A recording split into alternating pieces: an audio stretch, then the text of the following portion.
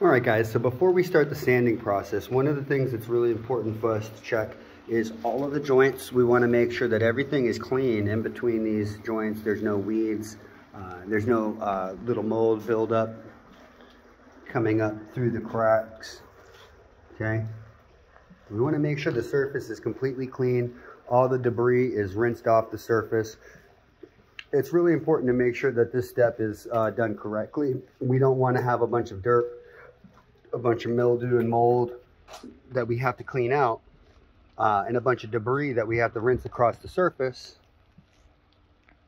before we sand this whole deck and install it. We're going to get into the wet broom technique and how to distribute the right amount of sand for a project like this, and some techniques you can use all by yourself to kind of really get the best results.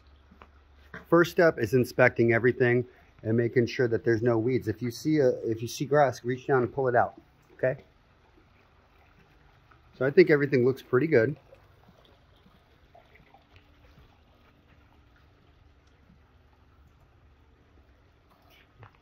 With this, we've already gone around the outside of the cage. That's the first step. We make sure that that's clean first, and then we come in here and take care of everything else. This looks good. We're ready to sand. All right, guys, there is a couple different ways to go about distributing the sand. Now, my bag broke, so I've got my sand in the bucket here. And I want to go over a couple different techniques. We use the water brooming technique. We also use the push brooms in combination to help get a really perfect finish on the sand. So I want to show you what it looks like. These are really tight joints. We really do not have to put a lot of sand down. So what I'm going to do is hold it in my hand and lightly, very lightly, spread it out across the surface where we're at, okay?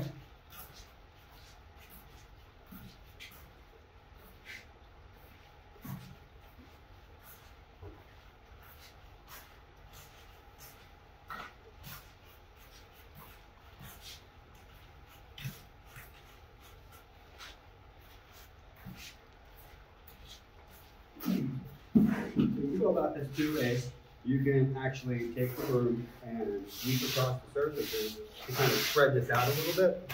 You're not looking for perfect, you're just looking for a spread. Or, if you're really cool, you can use the water broom and control it without blasting the sand out of the joints. You can spread it around in combination, just using the broom as a guide. So we're going to check in and show you what that looks like. I'll go turn on the pressure washer, and we'll get started with a little bit of detail on how to use the water broom and a couple of the techniques. All right, guys, after you get that initial spread down, you really don't want too much sand. We go along all of our borders, including the coping, up and down both sides, and then we kind of zigzag back and forth and distribute the sand. This is what it should look like when you put the sand down out of the bag or pouring it from the bucket. The next step, I could show you how to use the water broom itself, and then we could go into the combination of the water broom and the broom at the same time and what that technique looks like. So this is your first initial spread. Okay. All right, couple things I want to talk to you about when it comes to doing the water sanding. Okay. So we have two different pressure washers on board. We have the 4 gallon a minute and we have the 8 gallon a minute.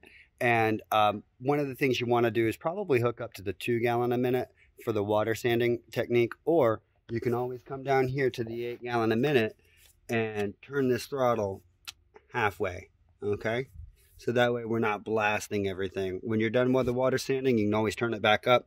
Other than that, let's keep it hooked to unit 2 so that we are good to go. And we're going to use that machine instead of these 8 gallon a minute. This will really help keep the sand in place so you're not blasting it out of the joints.